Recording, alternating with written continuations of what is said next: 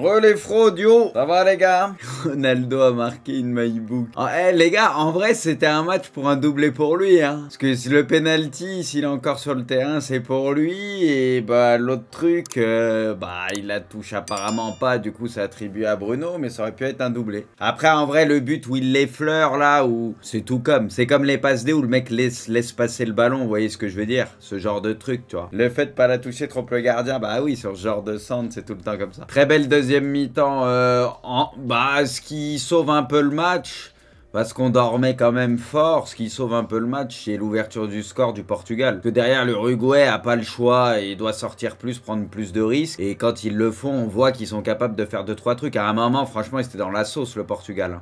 Ils méritaient d'égaliser. Hein. Dès qu'ils sont sortis un peu, ils ont les occasions, des situations. Il y a le poteau, il y a d'autres situations, ils auraient pu égaliser. Hein. Et du coup, ils étaient pas bien à ce moment-là, le Portugal. Et puis bon, bah après, il y a Bruno qui fait son petit pont main et Péno, et voilà. Quoi. On parle du match de CR7 objectivement. Bah, je suis toujours objectif sur CR7. Je suis toujours objectif. Il a été précieux. Il fait pas le match du siècle, mais il fait un bon match. Il a joué son rôle. Il est décisif sur le premier but. Il a fait des remises, etc.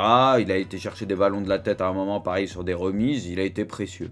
Voilà, il a fait son match. Après, c'est Bruno, les gars, le meilleur Portugais en ce début de Coupe du Monde. Hein. Il est sur les 2 buts au premier match. Là, il est encore sur les 2 buts. Franchement, c'est Bruno pour le moment. Il n'y a rien à dire. Hein. Bruno, les gars, il est ultra décisif en ce début de CDM pour le Portugal. Il leur fait énormément de bien. Pas ouf, Ruben Dias s'est fait enrhumer par Bentancur en ce moment, les gars. C'est n'importe quoi. Déjà avec Tottenham depuis quelques temps et tout, mais là, c'est n'importe quoi. Bentancur, il était facile encore sur le match. C'est incroyable.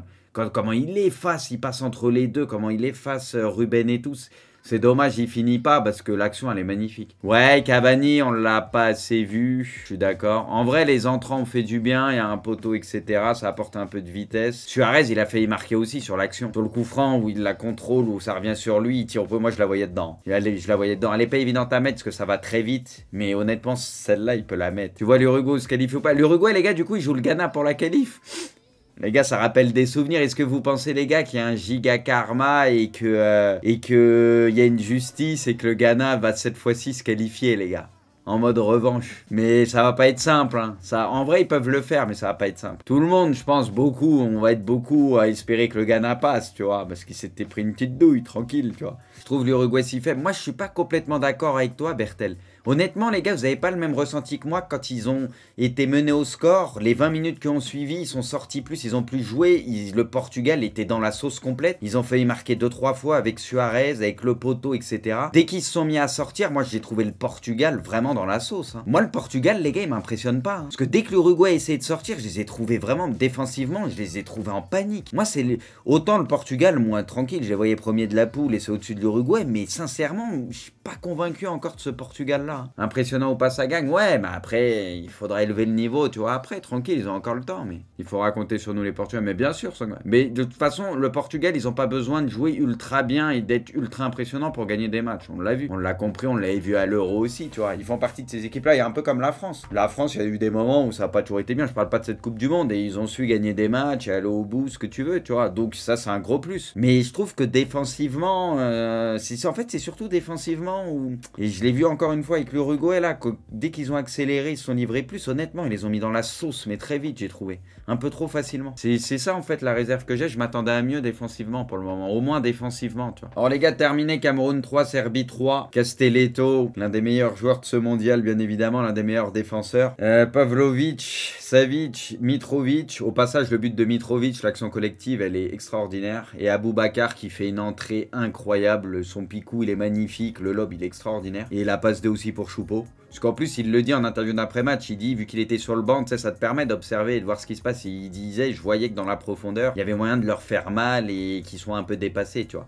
Du coup, il avait bien analysé ça, il a fait mal. Pas de vainqueur au terme de ce match de dingue. Sincèrement, dès que la Serbie ils ont mené 3-1, je pensais que ça allait finir en tôle. Et bah du coup, c'est bien pour le Cameroun. Non, mais c'est fort ce qu'ils ont fait. Est-ce que revenir quand t'es mené 3-1 comme ça, en général, tu te prends le 4ème, c'est fini. Franchement, c'est pour ça, Aboubacar en mode taulier. Et donc, on aura un peu de suspense Enfin, on aura beaucoup de suspense dans cette poule parce que tout le monde peut passer. Le Cameroun devra obligatoirement battre le Brésil pour espérer se qualifier en 8e. De toute façon, les gars, le Brésil, ils sont déjà qualifiés. Du coup, ils risquent de faire beaucoup tourner, tu vois. Ça peut être ça l'une des chances. Bon, ils partiront pas favoris quand même, mais c'est ça l'une des chances. C'est que bah, le Brésil va faire tourner, quoi. Bon, après, des fois, les Brésiliens en mode détente et ceux du banc, tu vois, t'as pas de pression, ils peuvent sortir un gros match aussi, on va pas se mentir. Ils seront pas favoris quand même, le Cameroun, mais en soi, les gars, on sait jamais. Hein. Accord tout proche d'être finalisé entre Leipzig et Chelsea pour le transfert de Nkunku. Bah ça fait longtemps qu'on le sent que ça va se faire, parce que ça en parle depuis longtemps, que ça dit que c'est quasi bouclé. But de Kudus, il fait une CDM. Lui, les gars, c'est incroyable. Hein. Déjà, sur le premier match, il avait été bon contre le Portugal. Là, il te met 2 pions encore. Lui, les gars, bon, déjà, il avait une cote, hein, parce que voilà, t'as l'Ajax, on le voit en Ligue des Champions, tout ça, il fait le taf, donc il a déjà une cote. Mais là, tu sais qu'il va coûter plus cher encore, quoi. Didier Deschamps doit-il faire revenir Karim Benzema? Mais les gars, c'est fini ce truc.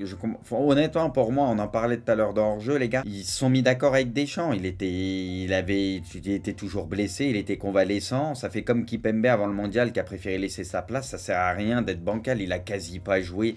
Depuis un petit moment, il a été emmerdé, ça sert à rien. À partir du moment où ils se mettent d'accord, le staff, l'entraîneur avec le joueur, forfait, c'est fini, je comprends même pas. C'est ridicule, non mais ça j'avoue, c'est ridicule. Ils veulent foutre la merde et c'est tout, c'est ridicule. On le sait qu'il reviendra pas. C'est le feu dans la surface. Et la fin de match, les gars, le rythme qu'ils ont mis, la Corée, les gars, pendant les 15 dernières minutes, incroyable. Les mecs, j'aimerais bien voir la moyenne courue par les joueurs. Il y en a, t'as l'impression qu'ils ont fait 13 km. Qu'est-ce que ça courait, le Ghana, il pouvait plus rien faire à part être dans la surface et essayer de tenir, quoi. Ce qu'ils ont fait, tu vois, au mental. On va dire que c'est au mental qu'ils arrivent à tenir et du coup gagner le match, quoi. Nouveau match monumental, cette Coupe du Monde qui tourne à l'avantage du Ghana. Le Ghana jouera sa qualification dans la dernière journée face à l'Uruguay. Franchement, les gars, s'il y a une justice, le karma, appelle ça comme tu veux, les gars. Le Ghana, ils doivent gagner sur... Ils doivent se qualifier sur un vieux truc de merde. Genre un vieux péno, un truc dégueulasse, chelou. Vous voyez ce que je veux dire? Peut-être si vraiment il y a un karma, c'est genre... ils doivent se qualifier comme ça, tu vois. Sur un vieux truc ou une frappe contrée, un vieux but. Et là, tu te diras, le karma, il a frappé fort. Le 11 probable des Bleus contre la Tunisie. Mandanda, ok. Pavard, Varane, Konaté, ok. Donc ça fait tourner toute la défense, sauf Varane potentiellement, qui lui a peut-être besoin de jouer. Et Kamavinga, du coup, en latéral gauche. Fofana, Rabiot, Gendouzi. Moi, je pense que ça sera Fofana et Gendouzi. Rabiot est trop important, faut pas le faire jouer. Et par contre, devant, à part Dembélé, c'est les titulaires, du coup. Ok. Je pensais que ça ferait un peu plus tourner que ça devant. Et but de Casimiro, le but est incroyable. Enfin, la frappe et tout, comme je disais, Casimiro, il est trop fort ce mec-là. Trop fort. On n'en parle pas assez, moi j'ai l'impression des fois de Casimiro. Tout le monde le respecte, on le sait que c'est un crack. Même des fois il va te mettre des buts déterminants, etc. En plus du rôle qu'il a, tu vois, derrière et tout. Il est trop fort. Non mais c'est vrai qu'il est très très fort. Et Vini, les gars, souvent dans les bons coups, encore une fois, dans les bons coups. En tout cas, moi, j'étais sûr et certain que ça ferait un 0-0 à la mi-temps. La Suisse pose beaucoup de problèmes. Pendant longtemps, il y a un moment, ça finit par craquer sur un truc. J'étais sûr. Franchement, j'étais sûr. Tu le voyais avant ce match. Le Brésil fait plier la Suisse et valide sa qualification en 8e. La Suisse, les gars, pas mal encore. Hein. C'est costaud quand même. Hein. Pour ça que si ça croise le Portugal, par exemple, si jamais c'est eux qui font deuxième, tu sais, le Portugal sera favori, tranquille. Mais on l'a vu avec la France il n'y a pas si longtemps. La Suisse, c'est toujours une équipe qui est archi casse-couille à jouer. Et notamment après les poules, tu vois. Ça, c'est quand même fou, les gars. Mais est-ce que, les gars, ça, c'est pas un truc limite historique qu'on ne connaisse que 2 qualifiés officiellement après 2 matchs de poule? Parce que d'habitude, j'ai l'impression que les gros, sur la plupart des Coupes du Monde, c'est au 2e match, à la fin du 2e. Ah oui, le Portugal, ils ont pas rajouté, ouais. Mais même 3, les gars, c'est pas ouf. Tu sais, c'est... D'habitude, tu sais, il y a beaucoup plus de gros. T'en connais au moins 5, quoi, après 2 matchs, non? Je sais pas, c'est ouf. Ça veut dire, ça montre à tel point, c'est serré. Et même les gros, ils galèrent un peu, quoi. Ouais, c'est très serré, ouais. Brésil, 6 points. Suisse, 3. Cameroun, 1 point. Serbie, 1 point. Du coup, la Suisse, un nul leur suffira. Cameroun, bah, faudra qu'ils battent le Brésil s'ils veulent se qualifier. Et le truc, c'est que le Cameroun, ils sont même pas maîtres de leur destin, quoi. Parce que si la Suisse, bah, la Serbie, c'est fini de tôt, quoi. Et même la Serbie, en vrai. Hein. La Serbie, les gars, s'ils battent la Suisse et que le Cameroun ne gagne pas, ils peuvent passer. Après, moi, je pense que les gars, la Suisse s'en sortira. Moi, un peu à l'XP, à l'arrache ou ce que tu veux, mais je les vois bien s'en sortir. Officiel, la sélection camerounaise annonce qu'Onana était temporairement suspendu. C'est n'importe quoi, c'est parti. Hein. Ils s'embrouillent avec l'entraîneur et tout, c'est parti en couille en 2 secondes. Les mecs, c'est une Coupe du Monde. Bah, tu me diras, nous, on est mal placés, nous, on n'est pas descendus du bus. Mais comment, les gars, dans une Coupe du Monde, tu peux trouver le moyen de t'embrouiller dans tous les sens et que ça parte en couille? Non, mais c'est vrai, c'est quand même extraordinaire. C'est une Coupe du Monde, quoi. Terrible. Ah, Nuno, les gars, ça fait de la peine, putain. Lui, c'est terrible. Pour le moment, c'est le truc, les gars, qui est un peu dur avec lui. Enfin, où c'est terrible, c'est qu'il a l'air quand même un peu fragile. T'as l'impression qu'il a des petits pépins physiques, ou alors ça s'est pas assez remis. Ils ont trop accéléré les choses, mais tu sens qu'il a quand même des petits pépins. Il est super fort, mais en espérant, tu vois, qu'il soit pas fragile avec le temps, quoi. Une grosse altercation est survenue hier entre KDB, Hazard et Vertonghen. C'est Lukaku lui-même qui a dû les séparer. Oh, il y a eu la bagarre, les gars. Après, ça se sentait ce que Vertonghen et KDB a presse interposée. Ça disait la défense vieillissante, les machins, tu voyais, ça se rentrait dedans. Et Lukaku, les gars, il a dû les attraper comme ça. Et Lukaku, à mon avis, tu fais pas trop le malin avec lui. Hein. S'il débarque dans le truc...